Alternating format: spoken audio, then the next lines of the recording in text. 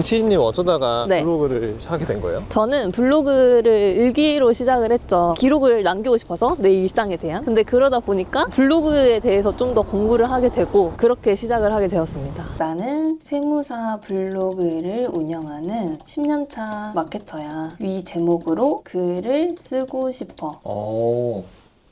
이렇게 알아서 다 나오네요. 지금까지 요거에 대해서 주제 찾고 이거 버튼 클릭하는까지 한 5분 정도 걸렸거든요. 사실 말만 해서 5분이 1에서 2분 정도. 그러면 이거 이대로 복사 붙여넣기 하면 끝인 거예요? 100% 신뢰를 하면 안 되고요. 계속 이 친구를 플레이를 하면서 최적의 답변을 뽑아내는 게 가장 중요합니다. 이렇게 하면 얼마 받아요? 이게 이제 제가 작년에 1년 동안 벌었던 소득인데 그래서 이거를 다 합하면 한 1억 4천 정도? 1년에 1억 4천이요? 네. 갑자기 되게 달라 보이네요. 네. 안녕하세요. 안녕하세요. 간단하게 자기소개 한번 가능하실까요? 저요? 저는 퇴사하고 집에서 이제 글쓰기로 돈을 벌고 있는 시즈더타임이라고 합니다. 혹시 퇴사는 언제 하셨어요? 제가 퇴사를 13년 11월에 했어요. 13년 11월이면은 1년 하고 한 3개월 됐죠? 실례가 안 되면 지금 나이가 어떻게 되세요? 저는 지금 만 28세. 와, 그러면 20대 때 퇴사를 하고 바로 돈을 벌고 계신 거예요? 네, 그렇습니다. 근데 여기 자세히 보니까 이 결혼 사진이 있는데 결혼하셨어요? 네, 최근에 결혼을 했어요. 2주 됐습니다. 2주 됐다고요? 네. 알콩달콩한 신혼인데 이렇게 집에 찾아와가지고 영상 찍어도 되는지 모르겠네요. 아, 괜찮습니다. 미리 말은 해뒀어요. 지금 시간이 이제 한 12시 안 되거든요. 원래 직장이라면은 점심시간이라서 다들 밥 먹기 바쁜데 퇴사하고 글을 쓰고 있다 하시면은 지금 시간에는 보통 어떤 일 하세요? 저는 글쓰기를 하다 보니까 사실 노트북만 있으면 어디서든 일을 할 수 있어요. 그래서 가끔 나가고 싶을 때는 아침에 카페를 가기도 하는데 오늘은 집 정리도 하고 오전부터 집에서 일을 하고 있습니다. 방금도 일하다 나오신 거예요? 네. 퇴사를 했는데 그렇게 일에 대해서 자유롭진 않나요? 돈은 벌어야죠. 그러면 어떻게 일하시는지 좀 보여줄 수 있어요? 일단은 여기가 제 작업실이자 서재. 그래서 책상을 2개 붙여서 저도 일하고 가끔 남편도 퇴근하면 일을 하고 있습니다. 근데 생각보다 되게 뭐가 없네요. 미니멀 라이프. 아, 그렇구나. 지금 이걸로 이제 네. 업무를 하시는 거예요? 네, 노트북만 있으면 일을 할 수 있어서 딱 이렇게 노트북 깔아두고 일을 하고 있습니다.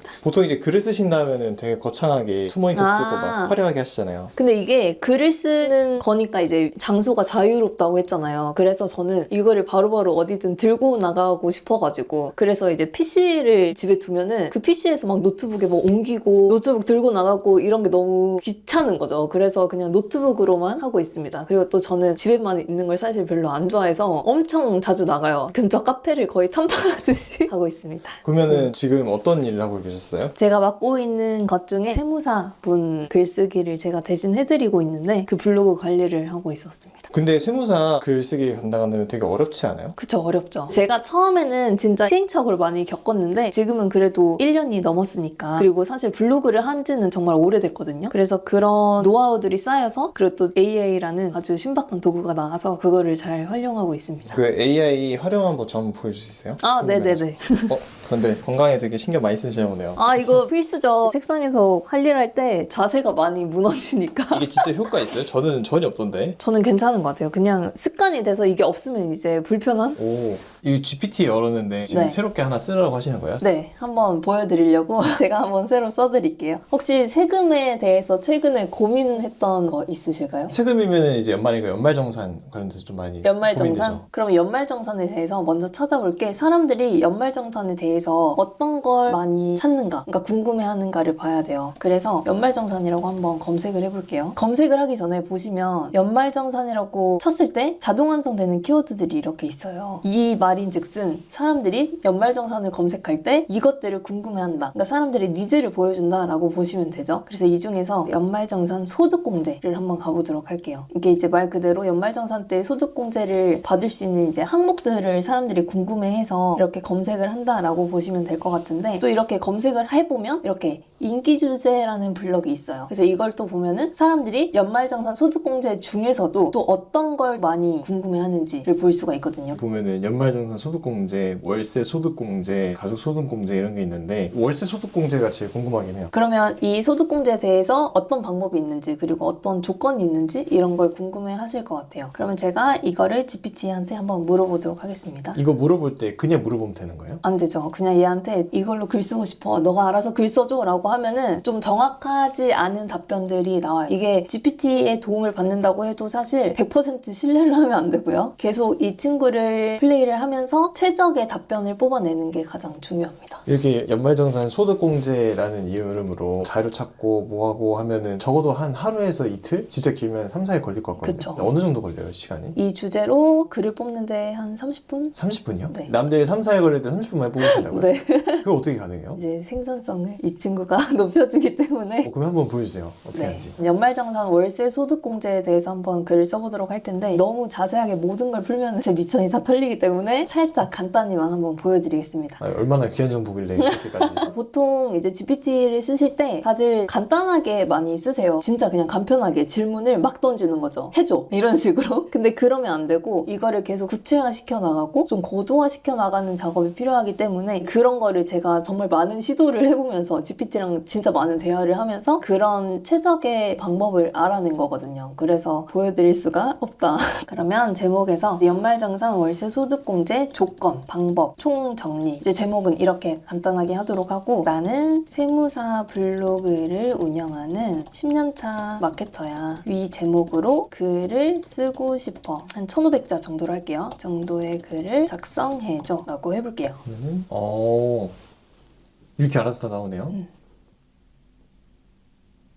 지금까지 요거에 대해서 주제 찾고 이거 버튼 클릭하는까지 한 5분 정도 걸렸거든요. 사실 말만 해서 5분이 1에서 2분 정도. 그러면 이거 이대로 복사 붙여넣기 하면 끝인 거예요? 복사 붙여넣기만 하면은 안 되고 이게 GPT에서 바로 블로그로 가게 되면은 코드가 같이 딸려가요. 그래서 메모장을 거쳐간다던가 뭐 그런 좀 야매 전략을 활용해서 이제 붙여넣어야 되고 뿐만 아니라 이미지도 같이 세팅을 해줘야겠죠? 그런 이미지 같이 넣고 그리고 또 이제 블로그 글을 올리기 전에 복사 붙여넣기 하는 게 티나면 안 되잖아요. 네이버한테. 왜냐면 복붙을 하면 1초면 끝나는데 이거를 네이버한테 숨기기 위해서 좀 이제 호스팅을 켜놓고 체류를 한다거나 뭐 이런 다양한 전략을 활용해서 글을 올리고 있습니다. 근데 딱 이것만 보면은 GPT한테 물어보고 쓰고 복사해서 붙여넣기 하면 되는 간단한 작업인데 이걸 돈 받고 하는 게 좀 문제가 되거나 양심이 좀 찔리거나 그러진 않아요? 사실 이렇게 보여드린 게 진짜 간단한 방법이고 제가 아까 말씀드렸다시피 이 GPT랑 같이 계속 고도화해 나가는 작업을 해야 되고 이게 정확한 정보인지 검증도 해야 되잖아요. 이제 그런 작업도 거쳐야 되고 그것도 이제 네이버 검색 엔진에 맞는 최적화된 글을 세팅을 해야 되고 그런 좀 여러 전략이 같이 수반이 돼요. 이게 이렇게 보면 사실 진짜 쉬워 보이는 작업이긴 하잖아요. 근데 사실 저는 여기까지 오기 위해서 진짜 많은 시행착오와 좀 오랜 기간이 걸렸어요. 그리고 또 제가 이거를 누구한테 배우고 그런 게 아니라 진짜 독학으로 그러니까 블로그를 제가 직접 운영을 해왔잖아요. 그러면서 이제 맨날 통계 보고 키워드 분석하고 뭐 이런 다양한 시행착오를 겪어왔죠. 그래서 전문가분들은 어쩌면 저를 레버리지 한다라고 보실 수 있겠죠. 이런 시행착오 없이 바로 이렇게 글을 쓰면서 좀 고객을 만들고 이런 성과를 내실 수 있어서 저는 그래서 이런 일을 하면서 돈을 받고 그런 거에 대해서 실제로 막 엄청 불편하고 이렇지는 않고 이제 이거는 생산성 도구로 좀 더 편리하게 작업을 효율화시킨 거지 여러분도 만약에 하시게 된다면 이제 그런 부분에 있어서 이제 내가 충분히 노하우를 익히고 배웠는데 미안하다 뭔가 불편하다 이런 감정을 느끼시지 않아도 될 것 같아요. 근데 하나 궁금한 게 이렇게 하면 얼마 받아요? 보통 한 전문직 분의 블로그를 관리를 할 때 한 달에 200만 원 정도. 근데 또 이게 직종마다 다르긴 한데 많게는 500까지도 가기도 하죠. 500만 원이요? 네.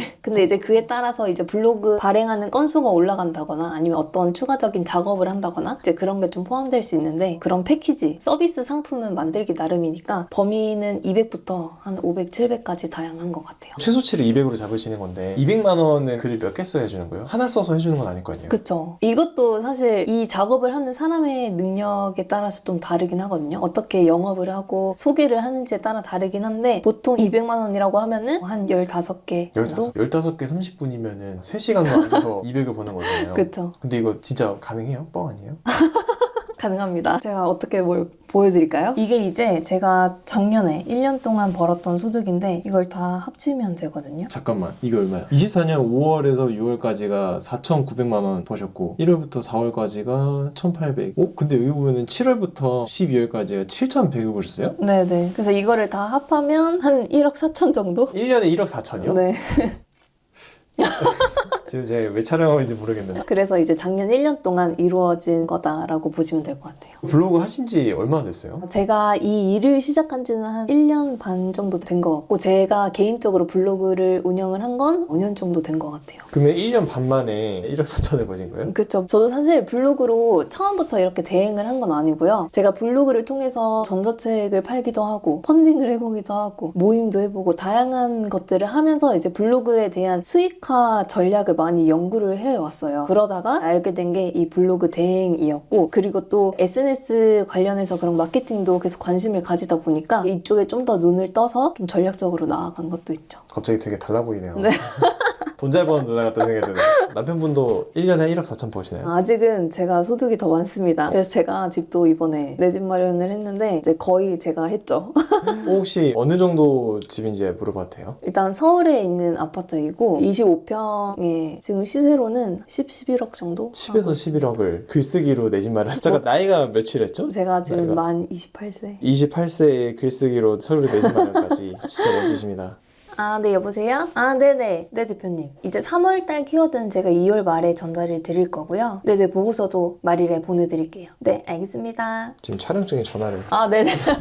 누구세요? 제가 지금 대행해드리고 있는 대표님. 이제 막 시작하신 분이라 지금 진행 상황이 어떻게 됐는지 그리고 이제 보고서, 성과 보고서도 궁금하셔가지고 이렇게 전화를 주셨습니다. 근데 저 하나 궁금한 게 있는데 네. 제가 생각하기로 전문직 분들은 되게 똑똑하고 잘 쓸 것 같은데 왜 굳이 시즈님한테 맡기는 거예요? 일단은 시간이 없고요. 글을 잘 못 쓰세요. 아, 이런 말 해도 될지 모르겠지만 이제 글을 그냥 쓸 수는 있거든요. 근데 이게 결국 고객을 위한 글이잖아요. 근데 고객들은 생각보다 전문직 분들처럼 똑똑하지 않아요. 쉬운 정보를 알고 싶어 하고 그리고 내가 거기에 설득이 되어야 그분에게 의뢰를 하거나 찾아가거나 이렇게 되는 건데 일단 너무 어려워서 설득 자체가 안 되면 막히는 거죠. 허들이 너무 높아버리니까 별로 찾아가고 싶지 않은 그런 사람이 되는데 예를 들면 이제 초등학생이 덧셈 뺄셈 이제 배우는데 얘네들한테 미적분 갖다가 가르치면서 이거 해봐 이거 이해돼? 라고 설명하는 거랑 똑같은 거예요. 그렇게 하면은 전혀 이해가 되지 않을 거잖아요. 근데 이제 전문직 분들은 그런 초등학생들한테 가르쳐주는 식으로 이제 글을 풀어야 되는데 전문직 분들이 대학생인 거죠. 대학교 동기들한테 알려주는 거예요. 초등학생들한테 알려줘야 되는데 시즈님 같은 경우에는 대학생처럼 말하는 전문가들의 지식을 초등학생들한테 이야기해서 쉽게 풀어서 써주는 거예요? 그쵸. 사람들이 많이 들어와요? 그렇게 하면은? 블로그를 통해서 최근에 대표님 한 분도 1,000만 원짜리 수임하셨고요. 그리고 이제 블로그가 블로그 단일로 가는 게 아니라 네이버 플레이스랑도 연계가 되고요. 최근에는 또 다른 SNS, 스레드라고 좀 요새 뜨거운 그런 SNS가 있는데 여기도 글을 표현하는 플랫폼이에요. 대신 블로그는 좀 긴 글이다 라고 하면은 스레드는 짧은 글인 거죠. 그래서 블로그 글을 활용해가지고 스레드 글까지 이렇게 좀 일타쌍피로 단순히 글을 써줘서 되는 게 아니고 전문가들의 전하고 싶은 이야기를 쉽고 넓게 써준다라고 보시면 되는 거네요. 맞죠. 그럼 돈 받을만 하겠네요. 이거. 네.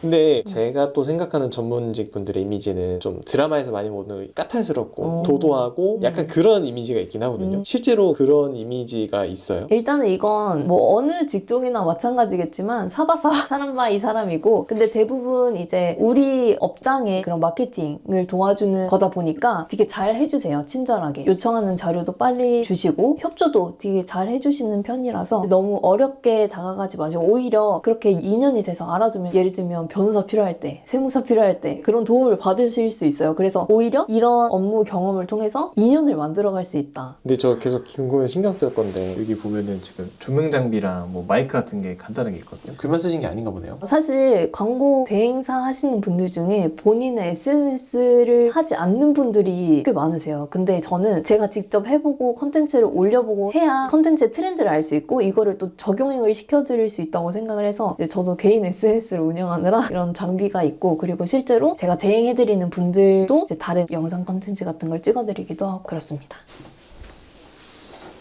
또 어디 이동하시나요? 제가 오전 내내 일을 해가지고 사실 지루해졌어요. 제가 약간 홍길동 스타일이라 역마살이 껴서 가만히 잘 못 있어요, 한 공간에. 그래서 집 앞에 카페를 좀 나가서 일을 하려고 합니다. 그럼 직장 어떻게 다니셨어요? 저도 신기해요. 그래서 직장 다닐 때 실제로 너는 회사랑 안 맞는 것 같다 이런 얘기를 진짜 많이 들었거든요.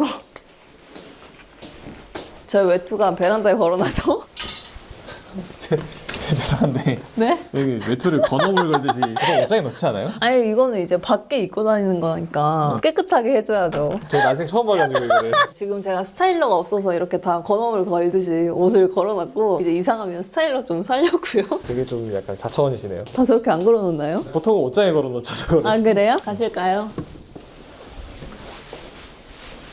오늘은 그래도 날씨가 좋네요. 그러게요. 덜 추운 날. 근데 아침에 엄청 추웠는데. 아 그래요? 안 나가서 몰랐나 봐. 치즈님 어쩌다가 네. 블로그를 하게 된 거예요? 저는 블로그를 일기로 시작을 했죠. 기록을 남기고 싶어서 내 일상에 대한. 근데 그러다 보니까 블로그에 대해서 좀 더 공부를 하게 되고 리뷰로 넘어갔어요. 그래서 체험단 엄청 많이 다녔죠. 머리도 공짜로 하고 맛집도 다니고 그렇게 시작을 하게 되었습니다. 체험단 했을 때 그거는 돈을 받고 한 거예요? 그때는 보통 서비스나 제품을 제공을 받고 제가 이제 무상으로 글을 써주는, 그러니까 물물교환인 거죠. 근데 이제 가끔 체험단 하는 곳에서 플랫폼이 있는데 거기서 금전을 지원을 해준다거나 그런 경우도 있긴 했어요. 그러면은 이전에 무슨 일 하셨어요? 전 대기업에서 영업 마케팅 일을 했었습니다. 대기업 다니셨구나. 역시 쓰긴 똑똑한 사람들만 하는 거예요.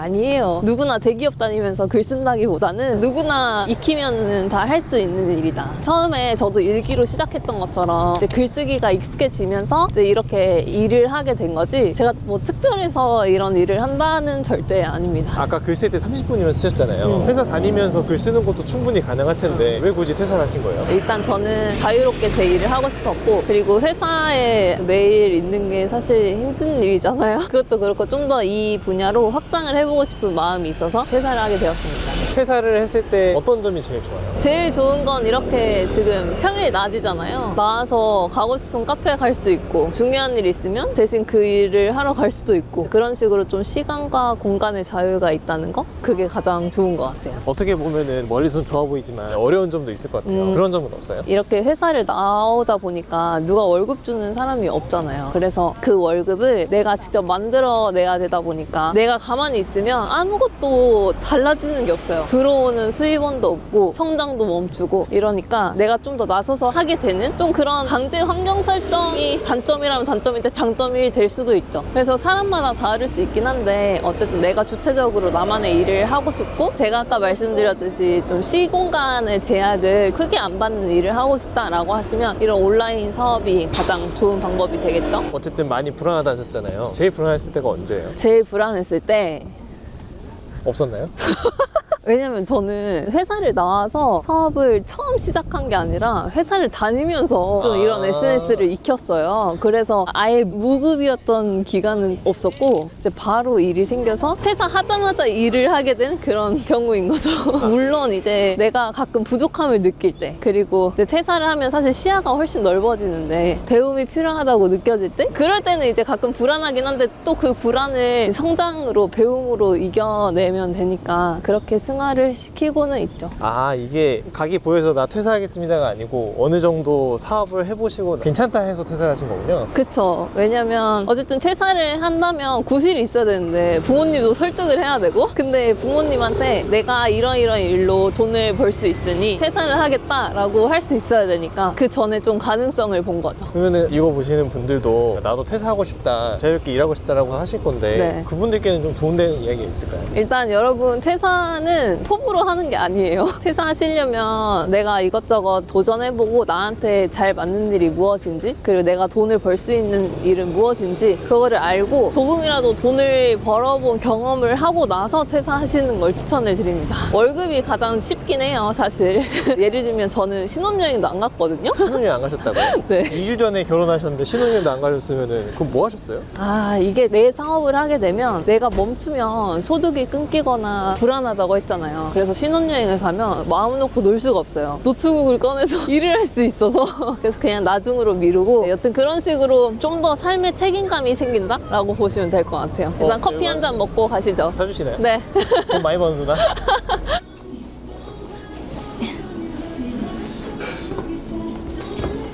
도착하자마자 노트북도 펴시네요. 국룰이죠. 항상 도착하자마자 세팅하고 그러고 나서 음료를 받으러 가는 거예요. 이제 또 일하셔야 되니까 저는 가봐야 될 것 같은데 네. 마지막으로 이 영상 출연을 해주신 이유가 있을까요? 저도 딱 2년 전만 해도 이렇게 퇴사를 하고 제 일을 하고 있을 줄은 꿈에도 몰랐어요. 저도 좋은 고등학교 나와서 수능 잘 보고 대학교 가서 열심히 이제 스펙 쌓아서 회사 들어가고 이런 게 너무 당연한 시스템 안에서 살았는데 그러다 보니까 이제 주변에 사업하는 친구들보다는 다 회사 다니는 친구들이 많고 그래서 이렇게 퇴사한다는 것 자체가 진짜 특별한 일이었어요. 좀 흔하지 않은? 그래서 저도 이렇게 생각지도 못한 일기로 시작한 블로그를 통해서 돈을 벌고 있는 비즈니스를 하고 있는 걸 보니 다른 분들도 좀 그런 자신감을 가지고 희망을 가지고 뭐든 이제 배워서 조금이라도 자기가 노력을 하면은 이렇게 다른 라이프를 살 수 있다라는 거를 알려드리고 싶었습니다. 그리고 보통 이렇게 부업이나 N잡에 관심을 가지는 분들도 저도 그랬었고 월에 50 정도만 더 벌자 이게 목표가 되거든요. 그러면 보통 연봉에 한 800만 원이 추가가 되는 거니까 만약에 내가 4천을 받는다라고 하면 훌쩍 5천이 될 수 있는 거죠. 근데 그렇게 50만 원을 벌 수 있는 게 생각보다 어려운 일은 아니에요.